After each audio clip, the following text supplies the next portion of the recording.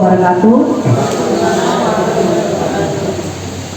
Yang terhormat Bapak Kepala SMK Negeri 2 Kota Bima, kemudian yang kami hormati Bapak Ibu calon guru penggerak angkatan 11, Bapak Pak Adam, Rita Victor SPD dengan Ibu Monica S. Maramis SPD, itu Bu ya. Serta Bapak Ibu guru juga yang kami hormati.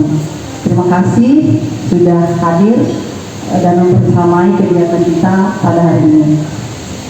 Salawat dan salam mari kita curahkan pada junjungan kita Nabi Muhammad SAW, manusia pilihan, teladan yang sempurna dan paripurna. Semoga kita selalu istiqomah di jalannya. Baik Bapak Ibu sekalian, perlu saya sampaikan agenda kegiatan kita hari ini adalah kita akan mendengarkan pemaparan materi atau pengimbasan materi tentang disiplin positif yang akan disampaikan oleh calon guru penggerak kita, Ibu Monik dengan Pak Adam. Jadi apa yang mereka pelajari pada kegiatan CGP-nya di modul 1.4 akan diimbaskan kepada kita semua. Harapannya adalah agar kita semua sama-sama memahami tentang apa sih disiplin positif itu dan bagaimana kita sebagai pendidik dapat menerapkan disiplin positif ini di lingkungan sekolah kita, atau nanti disiplin positif ini juga bisa kita terapkan di anak-anak kita di rumah. Seperti itu. Jadi apa yang mereka dapatkan Bapak Ibu ini mereka imbaskan agar kita juga memiliki pemahaman yang seperti yang mereka miliki atau mereka dapatkan ketika mereka mengikuti kegiatan program calon guru penggerak khususnya tentang budaya positif. Ini merupakan aksi nyata mereka Bapak Ibu di modul 1.4. Jadi sekali lagi kami ucapkan terima kasih atas kesediaan Bapak Ibu. Semoga apa yang disampaikannya nanti dapat teringat atau syukur itu dapat diterapkan juga oleh kita ketika kita membersamai anak-anak kita dan membersamai anak-anak kita di rumah. Selanjutnya untuk mengawali kegiatan kita, kami berikan kesempatan kepada Bapak Kepala Sekolah dulu untuk berikan penguatan kepada kita sebelum nanti Pak Adam dengan Pak Bu Monik akan memaparkan apa yang mereka ingin sampaikan. Kepada Bapak Kepala Sekolah kami persilakan.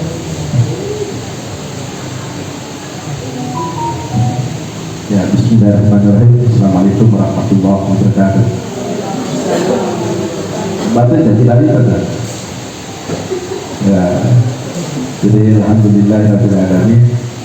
Disyukur kita puji syukur kepada Allah Subhanahu wa taala, kepada Tuhan Yang Maha Esa yang selalu memberikan kita kesempatan kesehatan umur yang panjang sehingga kita semua masih bisa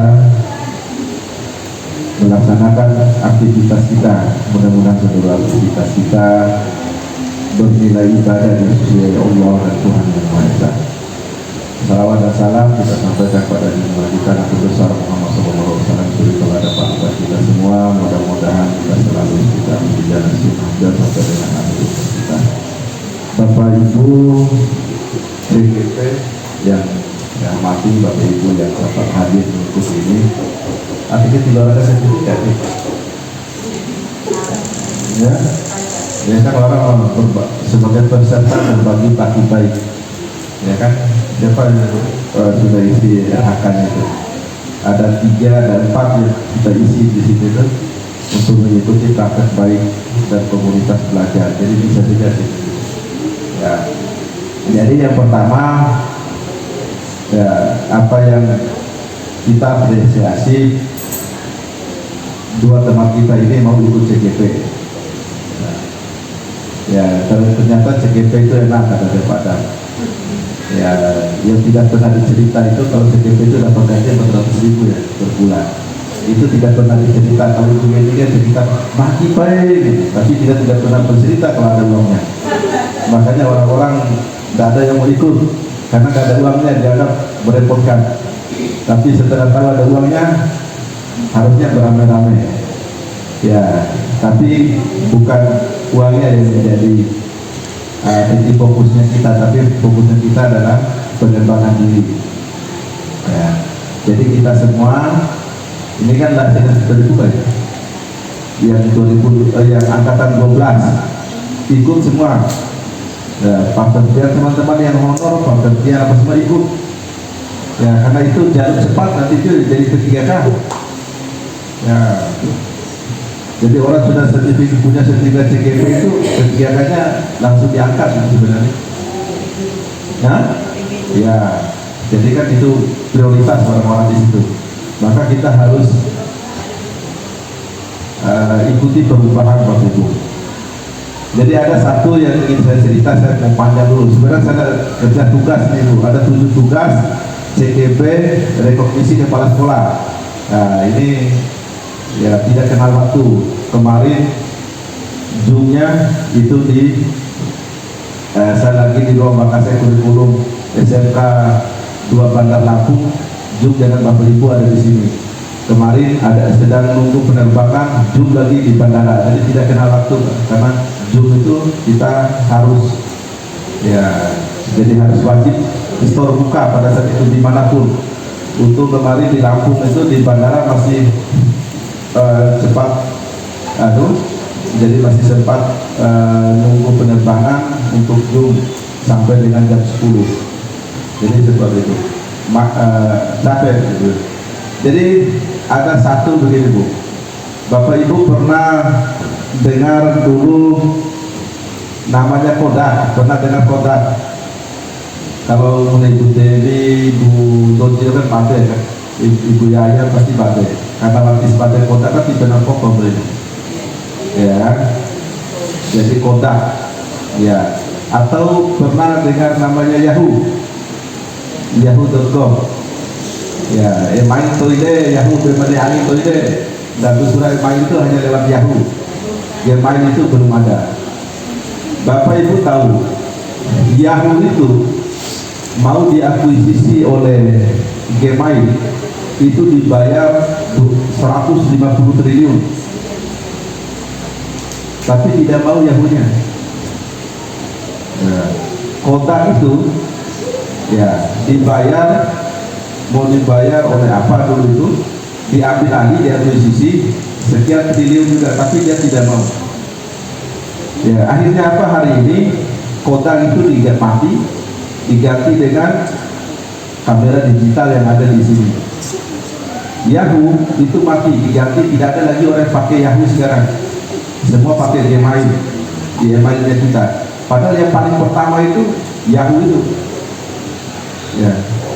Maksudnya apa yang saya ceritakan ini Bapak Ibu, kita harus menjadi orang yang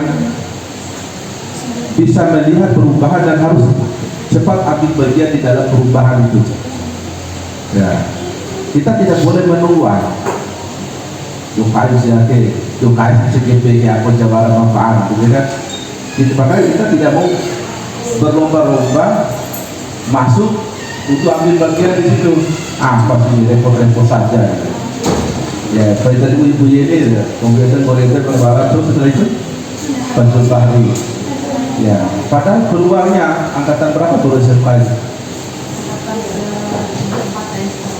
Yang ya, di SMK itu dulu angkatan Ibu Yeni ini dicari guru SMK itu, dan pendaftarnya kurang karena tidak ada yang mau. Yang mungkin karakter SMK itu tidak mau repot seperti ini.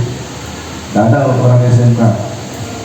Ya, akhirnya ya ini angkatan 12, angkatan luar biasa katanya, tidak pakai batas umur, siapapun boleh ikut.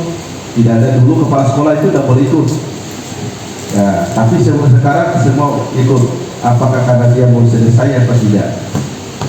Tapi sekian banyak 2 tahun 3 tahun disiapkan oleh pemerintah, walaupun sudah hampir ratusan ribu guru, ya keinginannya ya lebih banyak guru yang ikut CGP ini, tapi kemudian bahwa guru lebih banyak pas merepotkan diri, itu pola pikir yang ada di kita ini Bapak Ibu. Akhirnya kemudian kita terlambat. Ya, kita terlambat.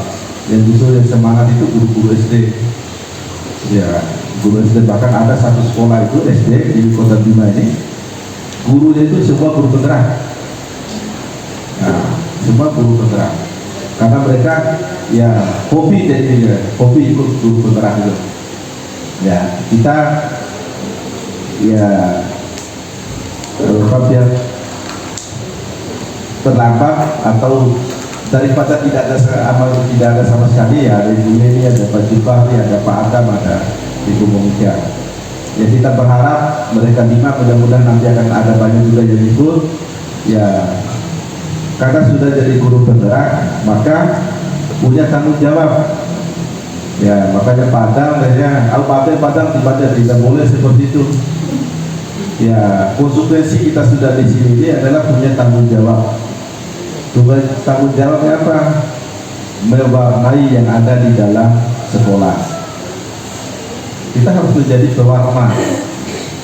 Ya, Bapak Ibu punya tanggung jawab sebagai label guru penggerak itu bukan label murah, label ringan, itu label tanggung jawabnya berat. Menjadi pewarna di dalam sekolah,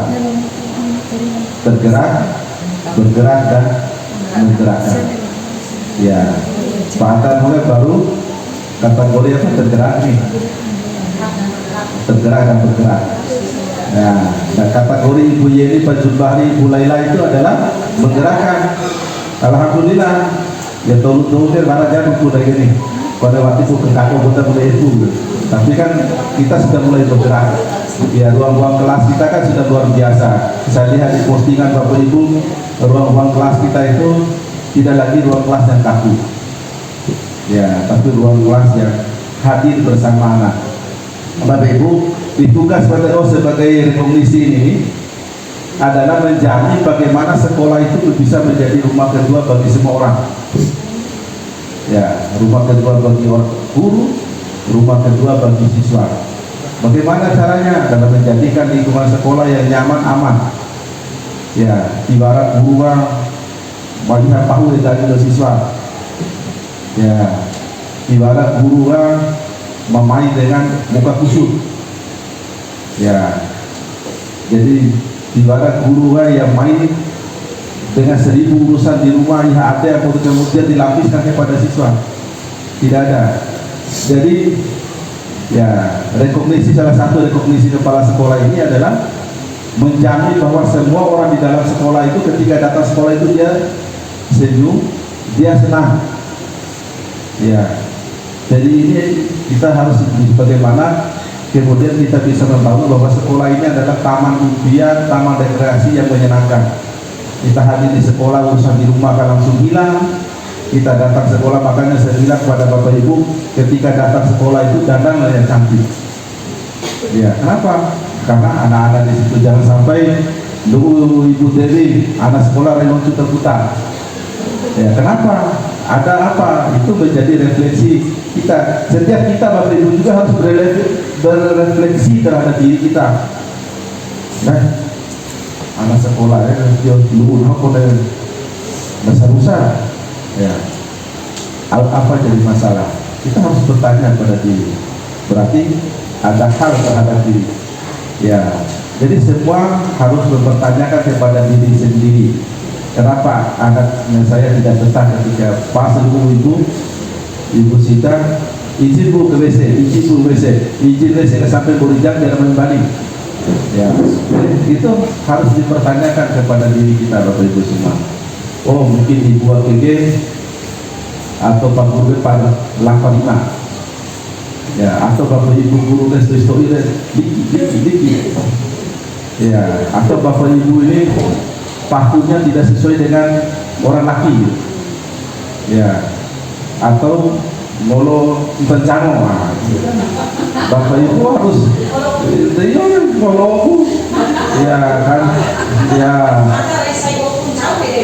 Iya, makanya lu di sekolah, maka di dalam tas Bapak Ibu guru itu dilacitoin deh. Ya, mesti barat parfum, barat deodoran, barat lipstik, itu harus ada di situ. Masuk kelas itu, molo, sampo. Itu yang membuat anak-anak kita menarik terhadap kita. Dan itu baru kita bisa menggerakkan orang. Aku memberi siswa tersambut di ibu. Iya, betul. Ya, jadi ini tantangan. Ya, jangan sampai praktik baik itu hanya di situ Ibu Monik. Padahal ya, ayo ada lagi. Saya tuh dan heboh di tengah. hanya formalitas seremoni di situ, tapi memberikan tugas. Tapi kita ingin bahwa apa yang Bapak Ibu paparkan di sana itu Bapak Ibu bisa lakukan. Sekecil apapun yang Bapak Ibu paparkan harus menjadi pionir yang menggerakkan. Ya, pionir yang menggerakkan itu. Oh ya, saya mau berubah. Ya, menjaga selalu bicara baik. Bapak Ibu yang selalu menjadi pion untuk bersopan terhadap anak, mengayomi anak, apa semua harus menjadi bukan karena tugas, tapi dilakukan secara penuh. Ya, tahu? Ya, jadi seperti itu. Itu ya. Ya, awal praktek baik itu di keramik. Ya, sebelum keramik ini. Kita ingin praktek-praktek baik yang Bapak Ibu lakukan itu tidak bisa menggerakkan semua ini. Tidak apa-apa. Tapi Bapak Ibu tanggung jawab karena Bapak Ibu menyampaikan. Maka kata Al-Quran itu Bapak Ibu Monik di dalam Al-Quran itu bilang begini, jangan kamu sampaikan apa yang kamu tidak lakukan. Ya, aina mu'alatuhu wa tihrami gitu. Ya, apa yang praktek baik yang Bapak Ibu sampaikan hari ini, minimal kalau tidak bisa orang semua ini bergerak, maka Bapak Ibu lah yang harus menggerakkan diri Bapak Ibu untuk bergerak. Itu sebenarnya. Ya, seperti itu. Terima kasih atas perhatiannya. Mudah-mudahan sukses untuk semua. Ya, setelah jumpa juga. Assalamualaikum warahmatullahi wabarakatuh. Terima kasih kepada Bapak Kepala Sekolah. Selanjutnya Bapak Ibu akan kita masuk kegiatan inti. Kita akan mendengarkan paparan dari Ibu Moni dan Pak Adam. Siapa dulu, Pak? Ya, Ibu Monika lebih dulu akan memantapkan. Silakan Bu Monika.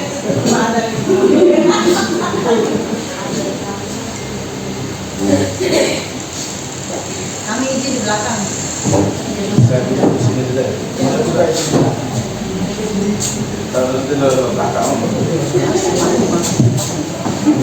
Oke, baik Bapak Ibu, terima kasih atas kesempatan yang diberikan kepada kami, kepada saya dan Pak Adam untuk mengimbaskan atau melakukan pengimbasan terkait dalam hal ini modul 1.4 yaitu budaya positif yang telah kami pelajari dalam pendidikan guru penggerak. Sebelumnya, mohon izin Pak.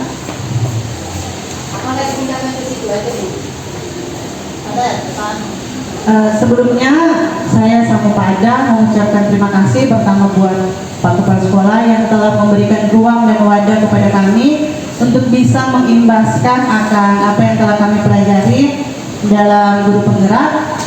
Begitu pula dengan Bapak Ibu guru yang sudah bisa hadir dalam support, mendukung kami dalam pengimbasan ini, dan kiranya apa yang nantinya saya dan Pak Adam imbaskan ini bisa memberikan dampak positif bagi sekolah kita. Nah, seperti yang tadi disampaikan oleh Pak Kepala Sekolah bahwa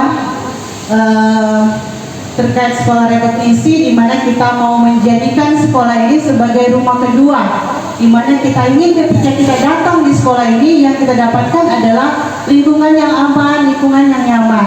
Nah, bagaimana kita bisa ada di sekolah dengan lingkungan yang seperti itu? Salah satunya yaitu dengan kita menerapkan budaya positif.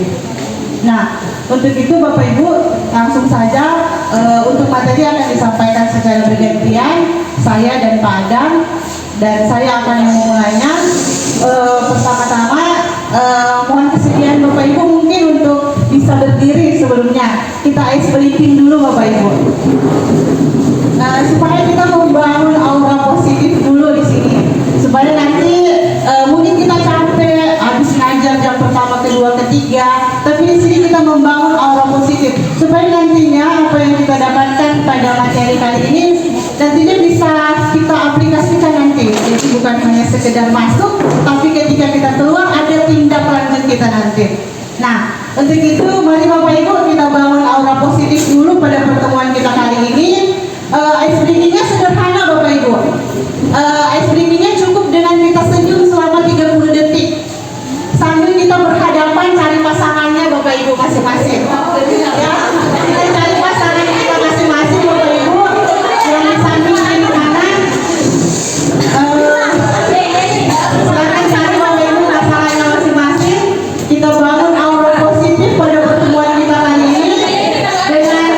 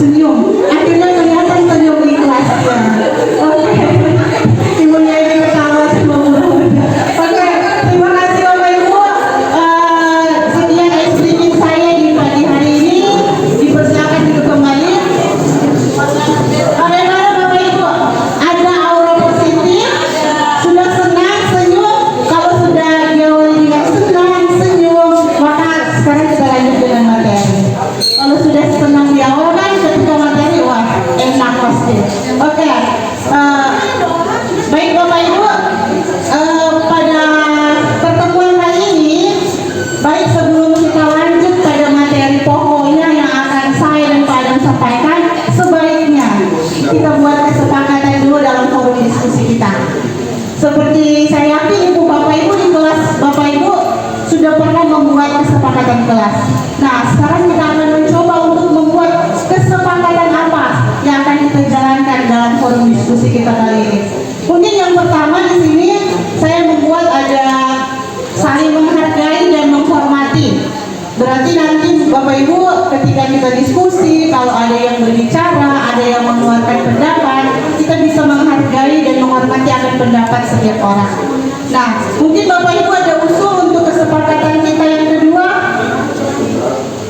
Ayo Bapak Ibu ada usul untuk kesepakatan forum kita yang kedua. Ayo Kamita silakan. Tidak berbicara yang lain ketika materi menyampaikan materinya. Oke, jadi Bapak Ibu terima kasih Bu Mita. Jadi kesepakatan yang kedua katanya tidak ada yang membuat diskusi lain atau berbicara lain ketika ada orang yang menyampaikan pendapat atau ada yang berbicara memberikan materi. Oke, ada lagi Bapak Ibu? Sudah dua kesepakatan kita, masih ada kan? Disiplin waktu. Oke, target kita 1 jam, semoga bisa selesai 1 jam. Oke. Apa lagi Bapak Ibu? No bully. Oke. No bully masih menghargai. Jadi ketika semua orang memberikan pendapat, kita harus menghargai apapun masukan pendapatnya kita terima. Oke Bapak Ibu, ada lagi?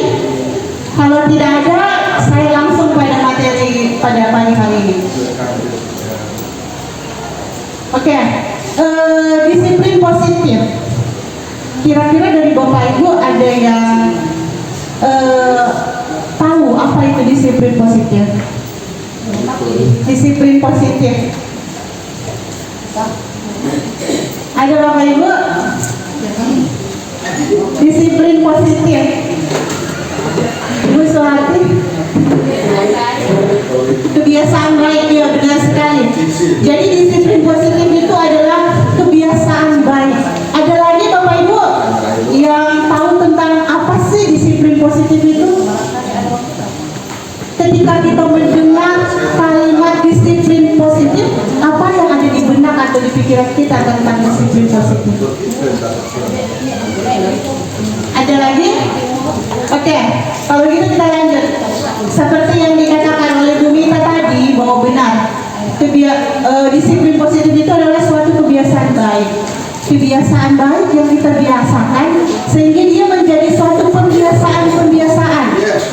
Yang dibiasakan itu bagaimana kita bersikap, kita bertutur, bagaimana perilaku kita. Tidak hanya buat kita sebagai guru, tapi juga kepada peserta didik kita. Tujuannya kita melakukan disiplin positif adalah untuk membuat kita menjadi orang yang mandiri, orang yang mampu berpikir kritis, dan yang paling penting adalah kita menjadi pribadi-pribadi yang bertanggung jawab. Nah, jadi disiplin positif di sini merupakan suatu penerapan disiplin yang mengajarkan anak untuk bertanggung jawab dan menumbuhkan kesadaran diri berdasarkan nilai-nilai kebajikan.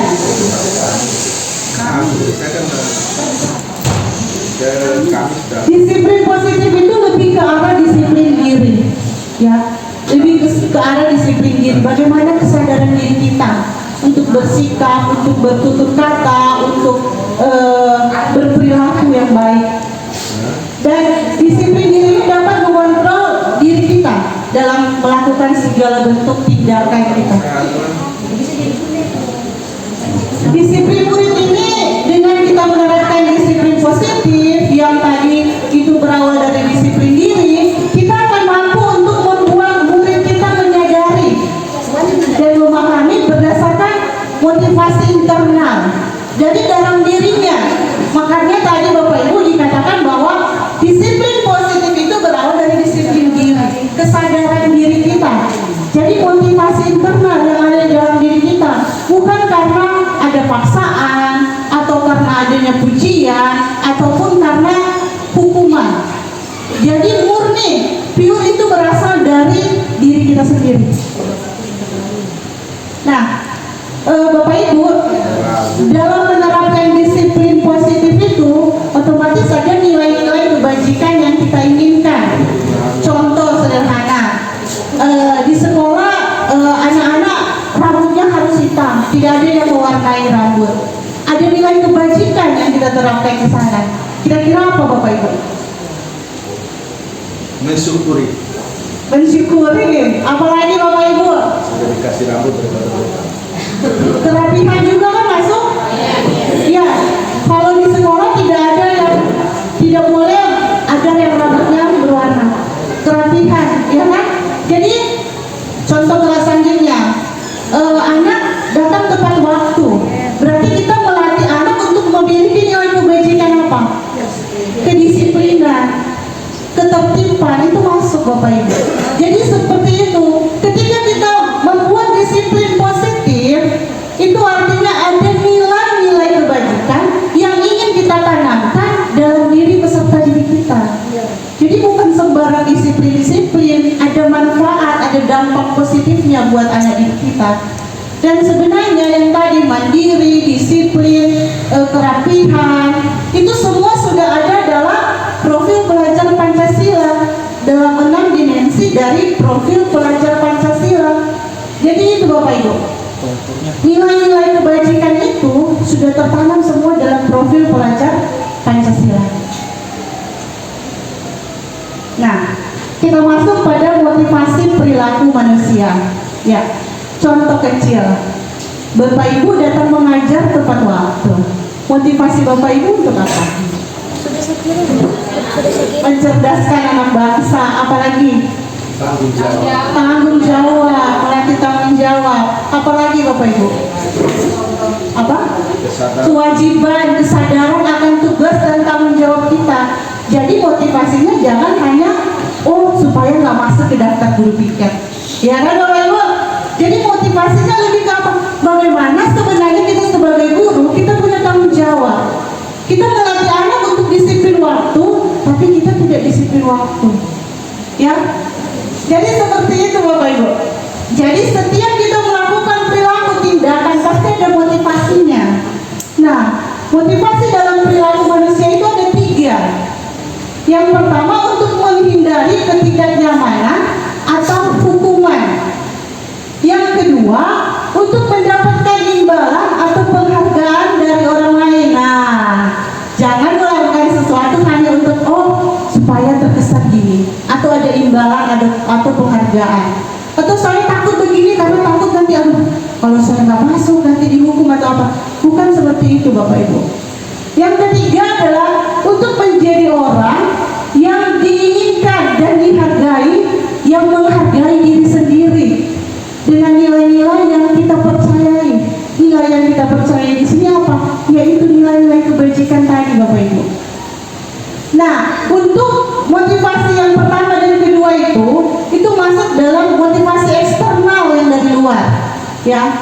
Sementara yang internal yang diharapkan ada dalam diri kita, baik kita sebagai guru maupun yang kita harap ada pada peserta didik kita, yaitu ini motivasi yang ketiga, ya, untuk menjadi orang yang mampu menghargai diri sendiri. Benar Bapak Ibu, ketika kita mampu menghargai diri kita sendiri terlebih utama, kita mampu menghargai diri kita sendiri terlebih dahulu, maka saya yakin kita semua akan pasti bisa menghargai orang lain. Kalau diri kita sendiri saja tidak kita hargai, bagaimana bisa kita menghargai orang lain? Seperti itu Bapak Ibu. Jadi ini 3 motivasi perilaku manusia. Selanjutnya kita masuk pada keyakinan sekolah dan atau kelas. Kalau keyakinan sekolah kelas ini kayaknya Bapak Ibu sudah sering menerapkan di dalam kelas. Apakah sebagai wali kelas, apakah sebagai guru mata pelajaran, saya yakin di setiap kita, di pembelajaran kita pasti sudah ada keyakinan kelas kita bersama dengan peserta didik kita. Benar Bapak Ibu ya? Oke. Nah, keyakinan sekolah atau keyakinan kelas, guru di sini berperan untuk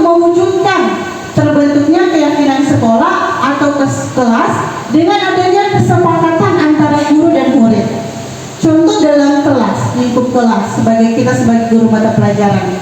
Ketika kita membuat keyakinan kelas, kesepakatan kelas dengan anak-anak, itu disepakati secara bersama-sama. Jadi itu bukan hanya kesepakatan dari guru, ya, tapi itu dari peserta didik dan guru. Itu disepakati secara bersama-sama.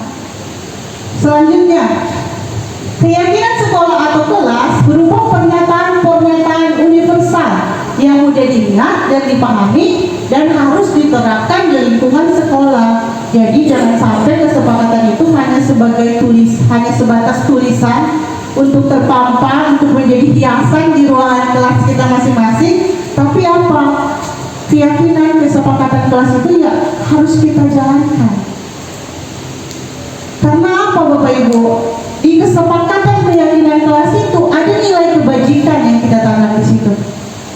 Bagaimana kita bisa melihat anak itu bertanggung jawab kalau apa yang menjadi keyakinan tidak dijalankan. Oke, selanjutnya Bapak Ibu, materi selanjutnya akan diberikan oleh Pak Adam. Jadi tadi saya sudah memberikan 3 terkait budaya positif. Di sini ada disiplin positif, ada motivasi perilaku manusia, dan yang ketiga itu ada keyakinan sekolah atau keyakinan kelas. Selanjutnya kita masih akan membahas, masih ada Bapak Ibu, posisi kontrol kita sebagai guru, dan ada segitiga restitusi.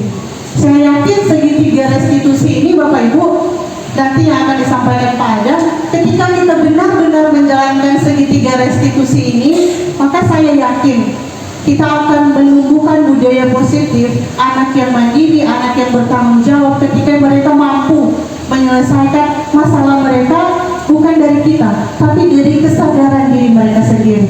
Nanti Bapak Ibu akan disampaikan oleh Pak Adam bagaimana segitiga restitusi. Oke, sekian dari saya Bapak Ibu, selanjutnya saya serahkan kepada Pak Adam. Terima kasih.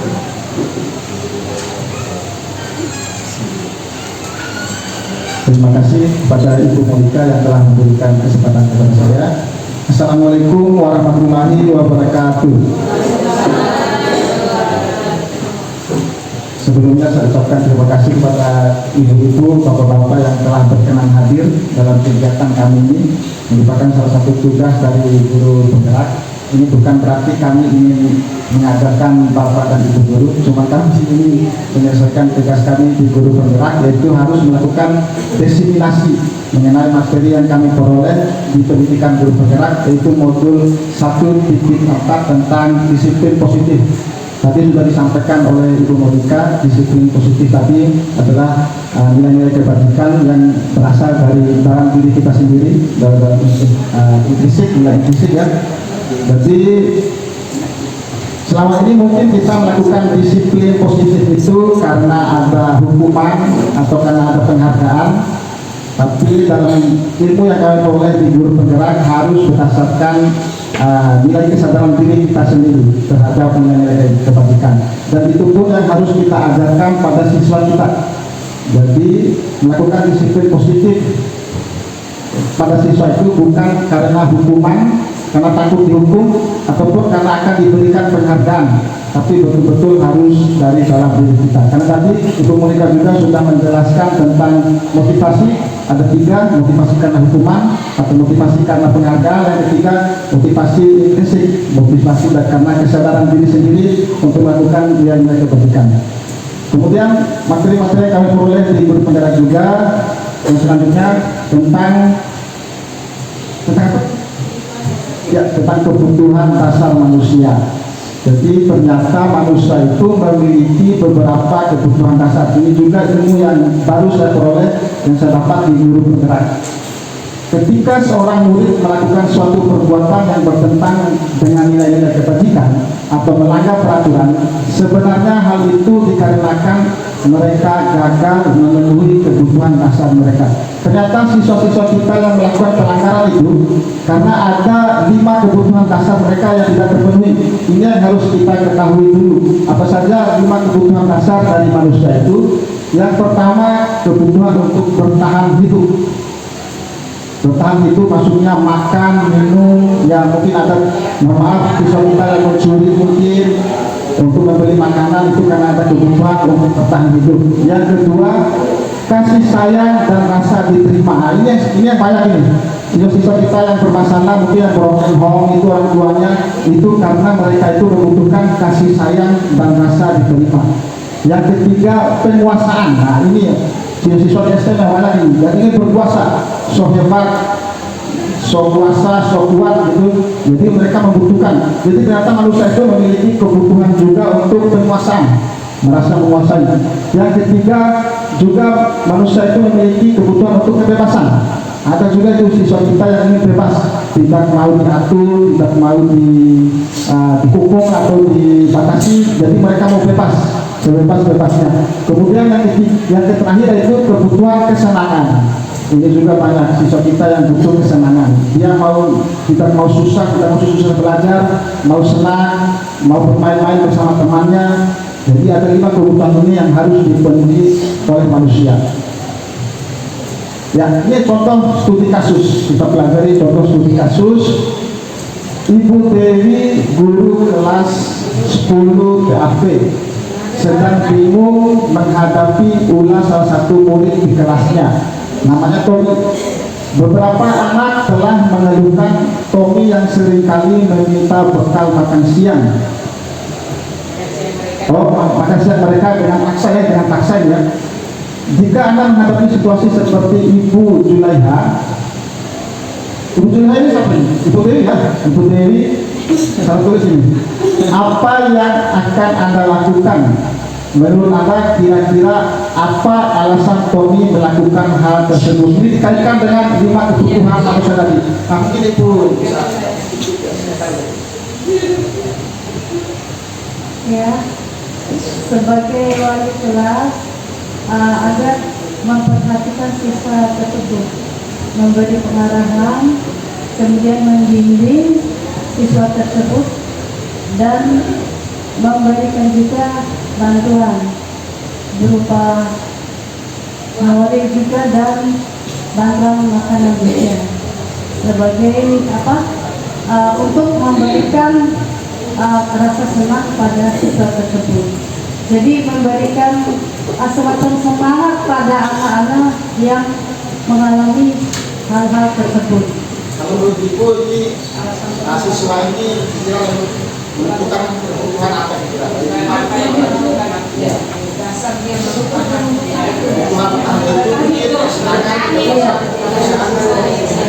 Iya, yang saya perhatikan selama saya jadi wali kelas juga itu bercerita di situ, kebanyakan bertahan dalam makanan atau tidak mampu.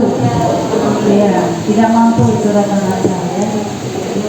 Jadi sebagai walinya harus memberikan semangat, spirit kepada siswa tersebut. Memang kalau pertama siswa itu tidak mengenal kita, tapi lama-lama secara pelan-pelan kita akan memberikan rasa nyaman pada siswa tersebut.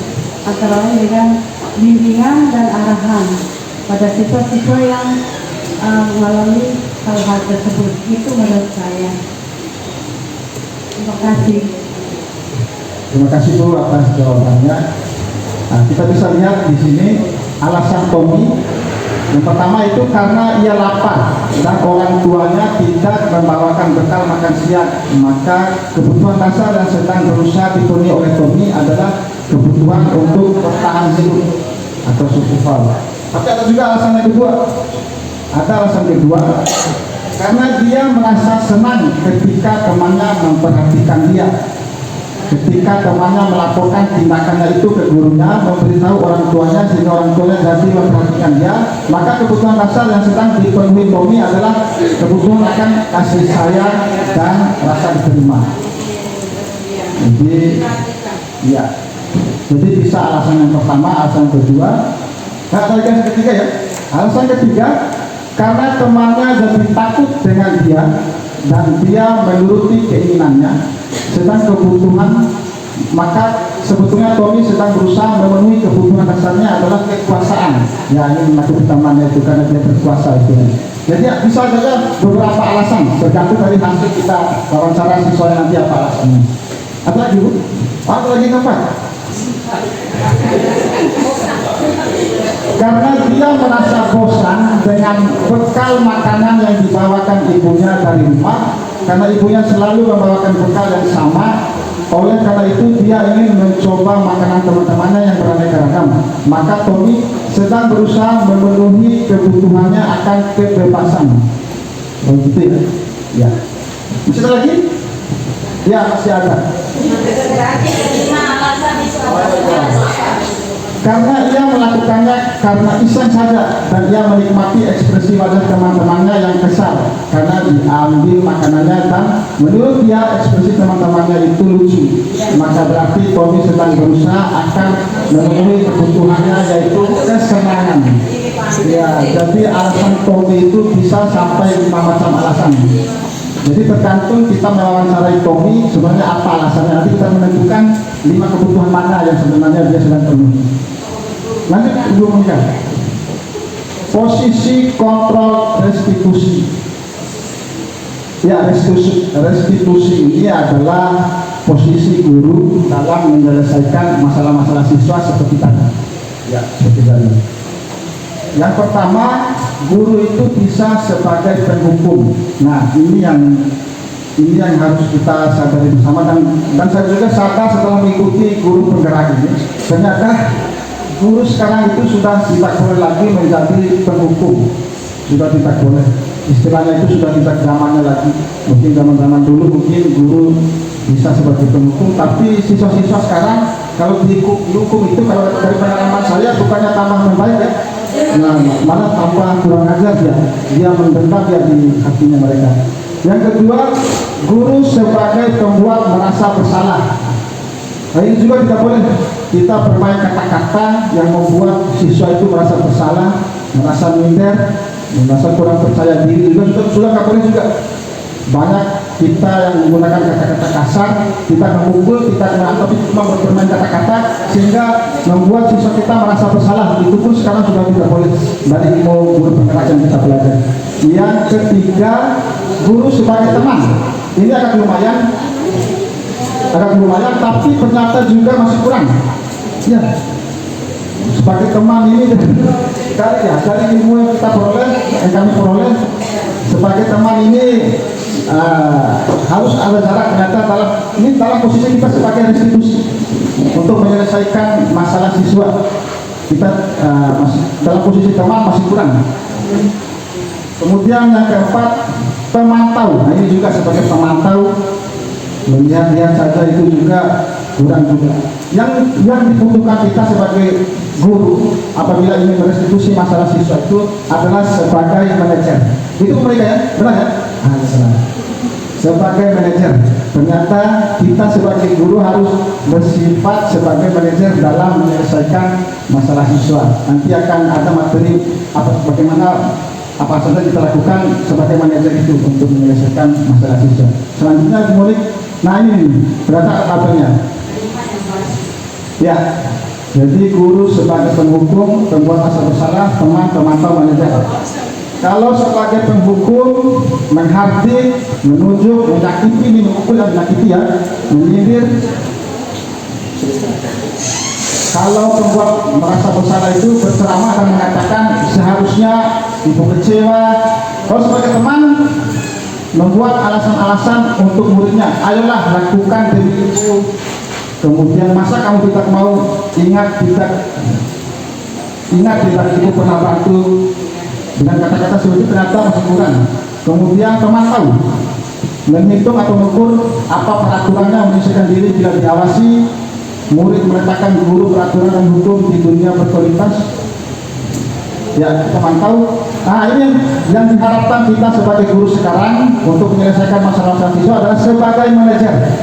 Sebagai manajer ini mengajukan pertanyaan-pertanyaan. Apa yang kita yakini? Apa yang bisa kamu kerjakan untuk memperbaiki masalah ini? Kemudian menguatkan pribadi. Murid meletakkan dirinya sebagai individu yang positif dalam dunia berkualitas. Bagaimana caranya saya bisa memperbaiki keadaan? Mengevaluasi diri, bagaimana cara memperbaiki diri.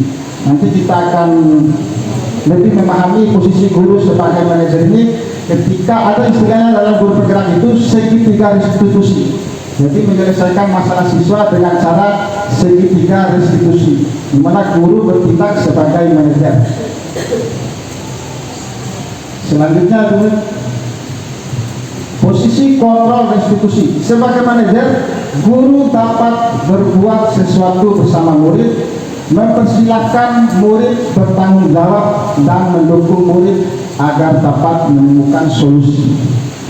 Sebenarnya cara-cara ini, cara manajer ini banyak juga yang menolak atau bertentangan karena katanya cara-cara seperti ini tidak mempan buat siswa kita. Katanya seperti itu. Lebih mempan itu langsung dipukul, langsung dimarahi.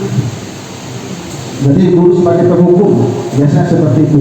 Tapi ilmu yang kami hanya ingin menyampaikan ilmu yang kami pelajari di guru penggerak, bahwa guru sebagai penghukum itu sudah tidak digunakan lagi sekarang. Jadi posisi guru harus sebagai manajer dalam menyelesaikan masalah siswa. Selanjutnya, selain itu posisi manajer mengacu pada restitusi yang dapat menjadikan murid sebagai manajer bagi dirinya sendiri, sehingga dapat tercipta identitas positif pada diri murid. Jadi murid bisa memiliki kesadaran sendiri sehingga kita bisa menjadi manajer buat dirinya sendiri. Artinya murid bisa menyelesaikan masalahnya sendiri. Lanjut murid. Nah, segitiga studi.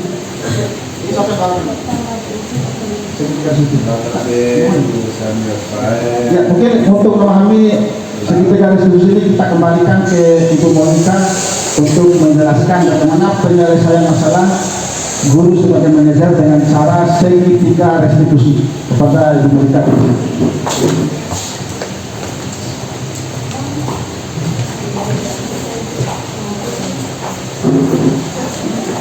Oke, baik Bapak Ibu, saya lanjut untuk materi selanjutnya, yaitu segitiga restitusi.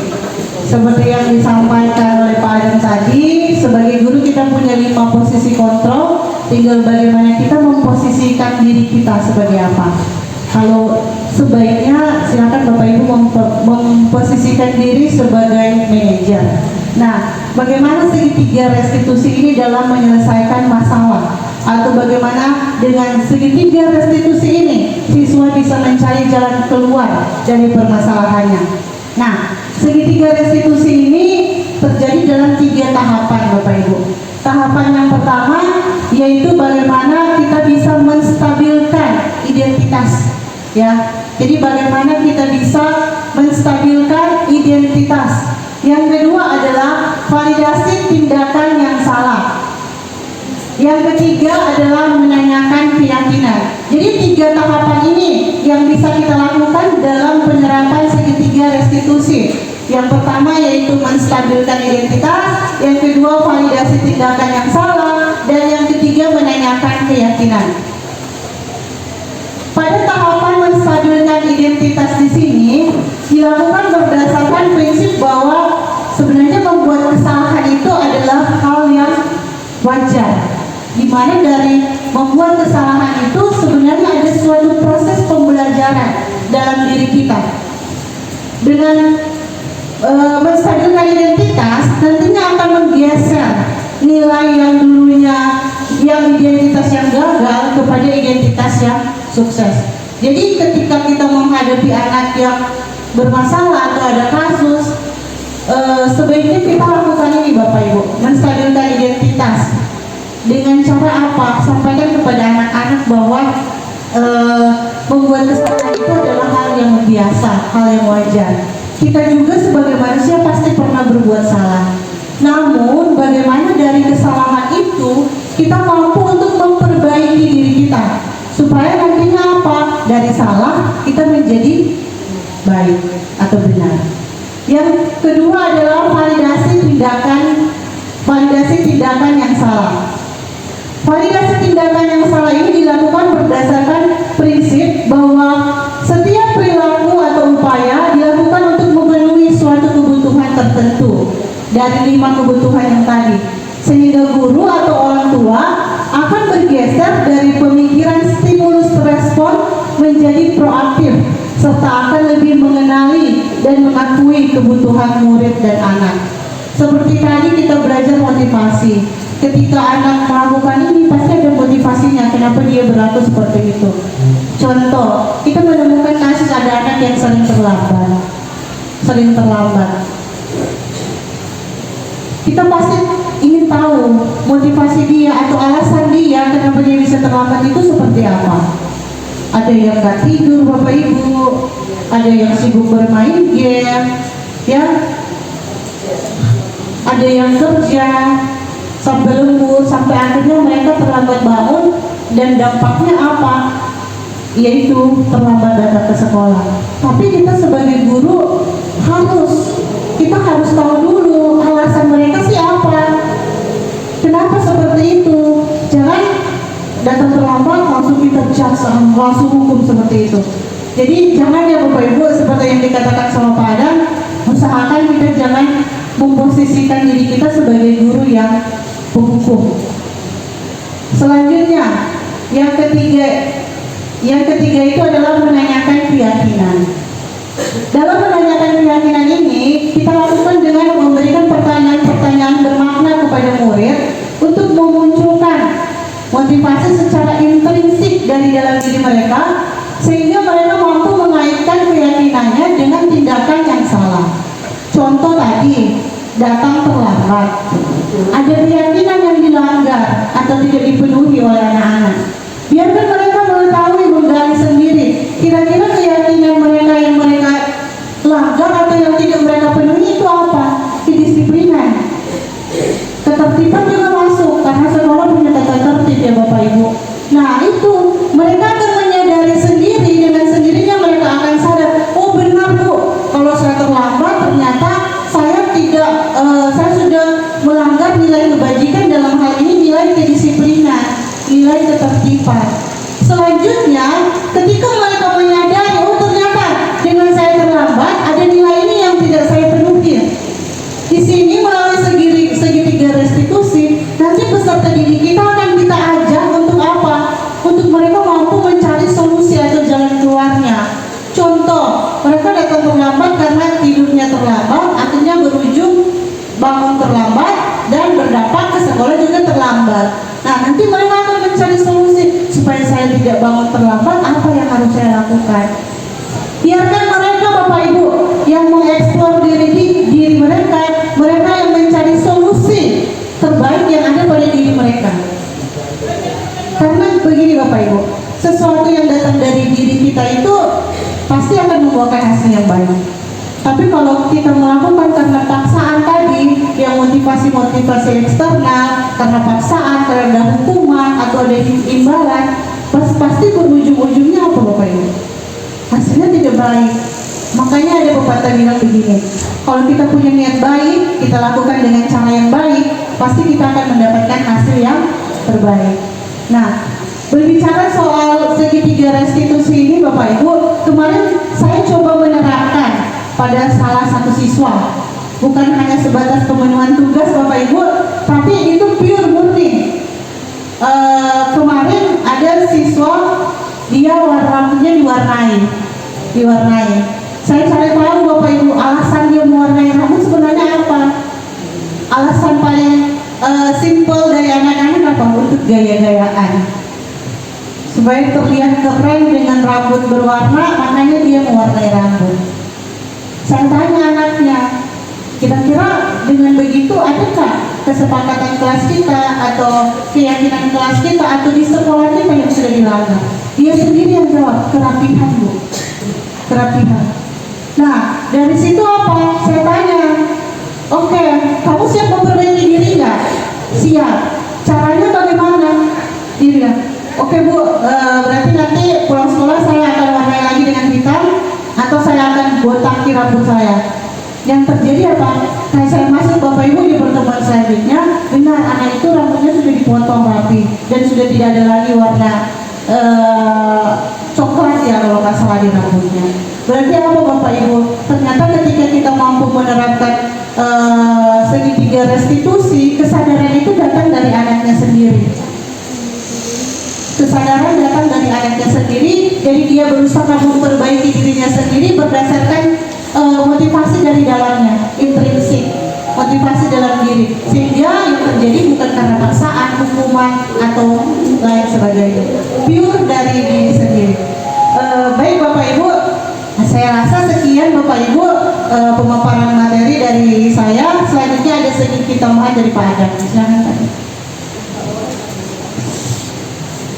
Ya, terima kasih. Saya tambahkan sedikit. Ini sangat menarik masalah segitiga restitusi. Ini yang diinginkan oleh pendidikan guru penggerak, bahwa kita guru-guru di sekolah sekarang menyelesaikan masalah siswa itu dengan cara segitiga restitusi. Salah satunya itu masalah keyakinan. Jadi seperti yang Ibu Monika bilang tadi, bahwa kita setiap guru sudah membuat keyakinan kelas atau kesepakatan kelas. Ini juga yang harus kita lakukan di kelas. Dari info yang kami peroleh, bahwa setiap guru biasanya di awal semester guru-guru itu membuat kesepakatan kelas bersama siswanya, aturan kelas. Jadi guru-guru itu harus membuat kesepakatan bersama siswa. Siswa itu di kelas harus bagaimana, tidak boleh terlambat, tidak boleh ribut, tidak boleh main HP, tidak boleh tidur. Semuanya harus disepakati di awal. Itu harus dibuat kesepakatan. Dan kesepakatan itu akan menjadi keyakinan kelas. Nah, ketika siswa melanggar keyakinan kelas tersebut, cara kita menyelesaikannya bukan dengan menghukumnya lagi, bukan dengan suruh push up apabila siswa terlambat masuk di kelas, tidur mungkin di kelas, bukan dengan cara menghukum, tapi kembali lagi diselesaikan dengan cara segitiga restitusi. Jadi segitiga restitusi itu yang pertama, apa tadi pertama kemudian? Ya, menstabilkan identitas. Jadi kita biasanya siswa itu langsung kita bilang ke siswa itu, oh kamu salah ini, kamu kurang ajar ini, kamu tidur ini, kamu tidak seperti itu. Ternyata menstabilkan identitas itu kita membuat siswa itu tenang dulu. Kita bilang ke siswa atau mengatakan kepada siswa, setiap orang yang manusia pasti melakukan kesalahan. Ya, kami juga dulu waktu sekolah, guru-guru juga biasa juga melakukan kesalahan. Dan kali ini ya, kalian yang melakukan kesalahan itu. Kemudian yang kedua itu validasi tindakan yang salah. Nah, kita tanyakan ke siswa, kira-kira apa tindakanmu yang salah. Siswa harus menyadari dulu apa yang salah. Oh iya, saya salah perusahaan itu di kelas, saya main HP. Nah, itu siswa harus menyadari sendiri apa yang mereka lakukan yang salah, sehingga kita panggil untuk menyelesaikan dengan cara segitiga restitusi. Nah, yang ketiga ini baru menanyakan keyakinan. Apa yang menjadi keyakinan kita atau kesepakatan kita di kelas? Oh iya Bu, tidak boleh tidur, tidak boleh main HP. Jadi kamu sadar ya bahwa kamu telah melakukan kesalahan? Ya Bu, saya sadar. Terus kita tanyakan apa tindakanmu selanjutnya, apakah masih tidur atau masih main HP. Nah, kalau dia bilang sudah, ya Bu, saya tidak akan lagi mengulangi lagi, tidak tidur lagi, tidak main HP di kelas. Nah, cukup seperti itu. Segitiga restitusi itu bagaimana siswa itu bisa menyadari sendiri tanpa kita hukum, tanpa kita marahi. Jadi motivasinya betul-betul dari diri sendiri. Dia menyadari sendiri, meyakini sendiri apa kesalahan yang dia lakukan. Jadi seperti itu tahapan dari segitiga restitusi. Apakah semua masalah di sekolah bisa diselesaikan dengan segitiga restitusi? Dari ilmu kita boleh, tidak ya? Tidak semua. Ya, tidak semua seperti peristiwa kriminal atau melanggar aturan seperti narkoba apa segala itu tidak bisa diselesaikan dengan segitiga restitusi. Langsung dilaporkan ke pihak kepolisian, ke pihak berwajib. Nah, seperti itu dari tambahan dari saya. Mungkin itu saja, mungkin tambahan dari saya. Terima kasih atas perhatian Bapak dan Ibu sekalian yang telah berkenan mendengarkan diseminasi modul 1-4 yang kami pelajari di guru penggerak, yaitu tentang disiplin positif.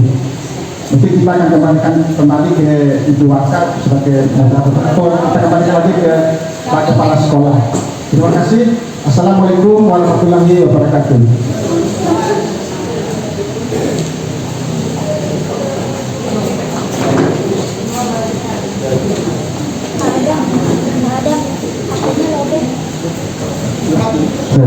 Ya, terima kasih Pak Adam sama Ibu Monika, luar biasa. Mudah-mudahan apa yang Bapak Ibu sampaikan itu Bapak Ibu bisa menerapkan, ya, minimal mampu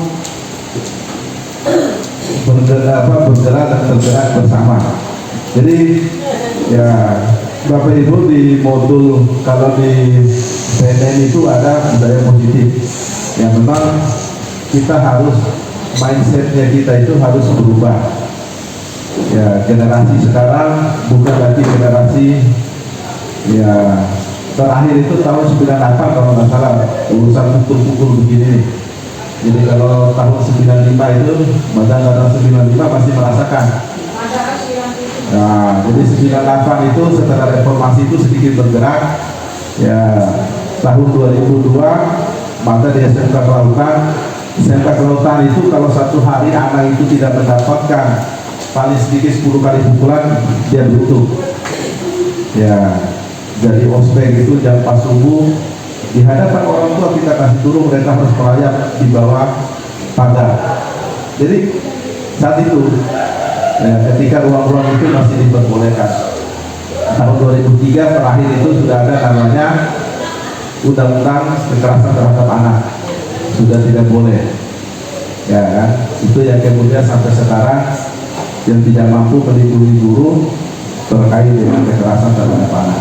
Maka ini ya restitusi ini, tapi nanti kita akan perdalam ini Bapak Ibu. Ya bagaimana sih kemudian apa yang pertama itu menstabilkan identitas. Ya jadi menstabilkan identitas itu kita tidak menghukum bahwa mereka itu orang bersalah. Ya walaupun generasi sekarang ini kan dia lebih cepat dewasa dibandingkan umur. Ya kekerasan yang dilakukan oleh anak-anak kita ini itu sudah melewati batas umur sebenarnya, karena mereka sudah belajar lebih banyak daripada media sosial. Ya, jadi kita sebagai guru, maka juga bangun salah satu barusan tadi di situ. Ya, salah satu nilai kepemimpinan pendidikan itu, karena kita ini semua guru, maka kita itu harus pemimpin. Yang pertama itu adalah berorientasi pada anak. Ya, kita semua ini menjadi ya pelayan daripada anak itu. Ya, maka kita tidak boleh mengatakan bahwa atau menghukum anak bahwa anak itu bersalah. Ya, kalau orang kita belajar psikologi bahwa anak SMA kelas 1, kelas 2, kelas 3 itu kan lagi mencari identitas. Ya, pembentangan amean, pembentangan awal, ya, jadi semua dilakukan. Ya, tapi kan batasan tadi disampaikan kalau kriminal, ya itu bukan urusan masalah restitusi apa semua, itu urusannya yang lain. Tapi kalau hanya masalah, ya, dicau karena sama mone, karena kita semua mone, ya wajarnya mencari penguasaan. Kemudian loncat pagar, wajarlah, terlambat, wajarlah, tapi bagaimana kemudian kita membangun. Tapi kan ini bukan untuk sesuatu yang anak itu dia sudah melakukan sering, ya kan? Tapi ini adalah terapi untuk 1-2 kali melakukan kesalahan. Kalau sudah menjadi keseringan itu bukan lagi kesalahan, tapi sudah itu menjadi karakter. Dan karakter itu penanganannya pasti beda.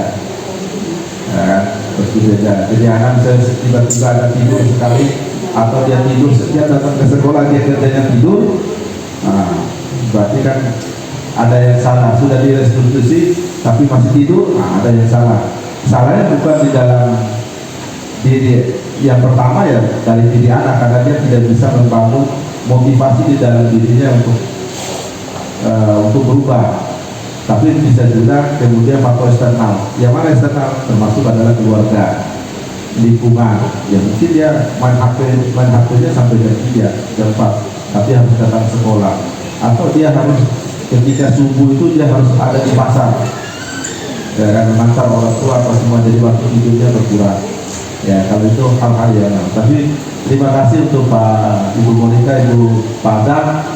Jadi ini saya tadi sampaikan bahwa apa yang sudah Bapak Ibu adakan, maka minimal Bapak Ibu lah yang harus melakukan sendiri teladannya. apa yang dilakukan Ibu Monika terhadap anak, bagaimana Ibu Monika mempraktekkan restitusi itu, maka seperti itulah yang bisa dilakukan.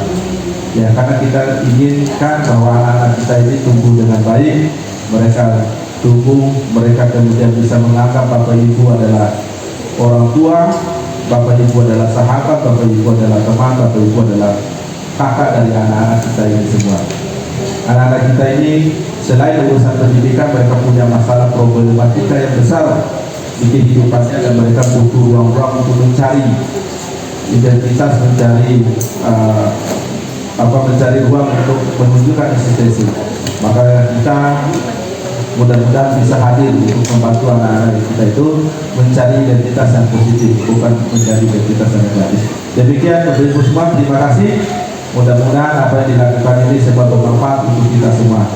Ya, terima kasih Pak Adam dan Ibu Monika untuk partisipasinya bersama teman-teman untuk berbagi. Bila itu aku palingnya, Assalamualaikum warahmatullahi wabarakatuh. Waalaikumsalam warahmatullahi wabarakatuh. Assalamualaikum warahmatullahi wabarakatuh. Demikianlah video diseminasi budaya positif yang kami lakukan barusan. Kebetulan di sekolah kami ada 2 calon guru penggerak, yaitu saya sendiri dan teman saya Ibu Monika. Jadi kami melakukan kegiatan secara bersamaan. Tadi yang mengikuti kegiatan kami, alhamdulillah ada 20 orang guru, karena dikoordinir oleh kepala sekolah dan wakasek kurikulum. Kami sangat berterima kasih karena sangat disupport kegiatan kami ini. Dalam kegiatan tadi kami memberikan informasi atau ilmu yang kami peroleh dari pendidikan guru penggerak, terutama mengenai disiplin positif. Tadi kami fokuskan kepada segitiga restitusi, karena itu yang kami rasa sangat perlu diketahui oleh guru-guru kami atau teman-teman kami di sekolah kami, karena banyak sekali kasus-kasus atau cara-cara penanganan kasus yang terjadi di sekolah kami yang masih bersifat menghukum atau bersifat kekerasan atau bersifat tidak memberikan edukasi kepada siswa. Yang selanjutnya, di akhir video ini saya akan memperlihatkan contoh penanganan kasus siswa saya yang berkelahi di sekolah dengan cara segitiga restitusi. Terima kasih atas perhatian Bapak dan Ibu sekalian. Wassalamualaikum warahmatullahi wabarakatuh. Ya, assalamualaikum warahmatullahi wabarakatuh. Ya, Bapak panggil ini kebetulan kalian kemarin itu berkelahi ya? Oke. Ini siapa namanya? Fadli, kelas 10 TPTU. Tinggal di mana? Bangku. Ini namanya? Rizky, kelas 10 TPTU juga. Tinggal di MT. Jadi sama-sama kelas 10 TPTU. Kalian kemarin berkelahi ya? Ya, nggak apa-apa. Nggak apa-apa. Bapak juga, Bapak guru juga dulu juga berkelahi waktu sekolah. Jadi nggak apa-apa ya? Nggak apa-apa. Cuma jangan berkelahi terus. Ya. Nah, cuma kemarin itu ada besar masalahnya karena keluarga siapa datang ke sekolah? Keluarga Fadli. Itu ada besar masalahnya kemarin ya. Tapi nggak masalah karena anak-anak itu kadang-kala berbuat kesalahan ya. Nggak apa-apa ya. Oke, nggak apa-apa. Nah, sekarang berikutnya Bapak mau tahu apa yang menyebabkan kalian berkelahi kemarin. Ya, siapa namanya tadi? Rizky. Apa? Oh, Rizky yang ganggu Fadli. Iya. Ganggu apa kemarin? Rizky ngapain ya? Apain? Oh, main colek-colek. Iya. Rizky main colek-colek si Fadli. Iya. Terus siapa yang duluan berkelahi? Yang duluan pukul? Oh, Fadli akhirnya tendang si Rizky. Akhirnya berkelahi. Berkelahi kemarin? Tadi mau tanya nih? Mati ya? Oh, si Rizky yang pukul Fadli? Iya. Apa yang kena? Oh, ini harus tolong ya. Agak-agak ya. Agak memang pulang sekolah makanya dilihat sama orang tuanya gitu. Akhirnya orang tuanya datang ke sekolah. Oh iya. Terlalu keras pukulnya. Jangan pukul sampai bengkak begitu. Cuman gara-gara main colek ya, jadi urusannya sepele. Memang kalau si Fadli ini kalau dicolek memang dia akan marah. Jadi si Rizky yang memulai duluan ya. Jadi pantas si Fadli marah ya. Akhirnya Fadli tendang. Nah setelah Fadli tendang, pasti Rizky lagi marah lagi. Ya karena ditendang. Akhirnya Rizky pukul lagi. Ya kan? Ya nggak apa-apa. Karena memang begitu. Cuman yang harus anak-anak sadari bahwa main colek-colek itu boleh apa tidak boleh? Nah, tidak boleh apabila apalagi sampai mengganggu temannya. Jadi kita itu harus saling menjaga ketentraman teman ya. Fadli boleh langsung tenang teman di situ? Nggak boleh ya. Kalau ada yang mengganggu teman, Fadli harus bagaimana? Ya, memang baik-baik. Kalau temannya masih melakukan, apa yang harus Fadli lakukan? Kalau temannya masih mengganggu, apa harus ditenang lagi? Hah? Enggak. Bagaimana harusnya? Kalau temannya ngomong baik-baik, nah kalau sudah ngomong baik-baik, temannya tetap mengganggu Fadli, apa yang Fadli lakukan? Harus lapor ke guru. Lapor ke guru ya? Harus lapor ke guru. Jangan langsung tenang ya? Iya. Nah, Fadli nggak boleh lagi mengganggu temannya, karena keyakinan kita atau aturan kita di kelas itu harus saling menghargai, ya. Tidak boleh mengganggu temannya. Nah, bagaimana Fadli? Apakah kedepannya masih mengganggu teman? Enggak. Enggak. Oke. Dan Rizky ya? Rizky masih mengganggu teman kedepannya? Enggak. Fadli kalau ada teman yang ganggu, apakah langsung tenang? Enggak. Ya, lapor ke guru. Lapor ke guru ya. Oke. Jadi kalian ini sudah baik kan? Sudah baik kan. Kasih tahu orang tuanya nggak apa-apa ya, bengkak mukanya sedikit ya. Sudah pakai minyak sumbawa. Minyak gosok belum? Pakai minyak sumbawa supaya cepat kempes bengkaknya. Kalian apalagi kalian satu kelas itu harus saling menyayangi. Tugas kalian datang belajar di sekolah ini, tugas kalian datang ke sekolah ini datang untuk belajar aja. Belajar masih banyak ilmu yang harus kalian pelajari. Jangan berkelahi ya. Selamat dulu. Selamat. Ya. Kembali ke kelas.